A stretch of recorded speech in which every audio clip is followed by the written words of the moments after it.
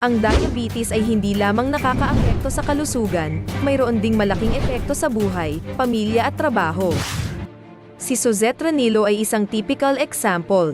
Bago siya magkaroon ng diabetes, kaya niyang i-handle ang lahat ng bagay sa kanyang career bilang isang artista at direktor at ang pang-araw-araw na gawaing bahay at pagluluto.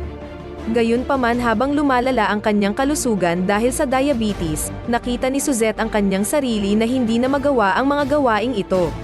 Para sa kanya, naging mahirap ang paglalakad kaya hindi niya magawang maglinis ng bahay. Sa kanyang tagal na pakikitungo sa diabetes, sinubukan ni Suzette ang maraming iba't ibang mga gamot, ngunit ang pag-ihi sa gabi at blood sugar level ay patuloy na nagpatuloy, kaya pananghinaan siya ng loob. Hanggang sa makita niya ang isang video tungkol kay Saturday Ochi na inirerekomenda ng kanyang kasamahan na si Bembol Rocco, kaya nag-decide siya na subukan ito. Nung una kong nakita ang video na yun, nag-alanganin ako dahil akala ko na si Bembol ay kinuha lang para mag-advertise nito. Para makasigurado, tinawagan ko siya. Sabi naman niya, mahusay daw itong Satochi na ito. Siya mismo ang uminom ng Satochi araw-araw para bumaba ang kanyang blood sugar.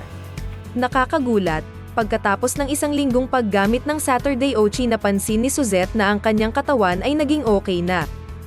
Naging maayos na ang kanyang pakiramdam at ang kanyang pamamanhid ay nabawasan na.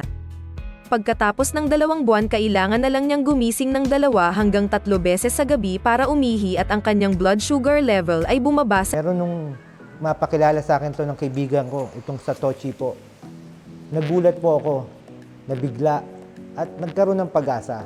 Kasi from 210 yung daily ko na blood sugar, sa loob ng 3 linggo naging 180. At ngayon po, sa pangalawang buwan kong paggamit, nasa 120 na lang po ang aking blood sugar. Laking himala po nitong Satochi na to.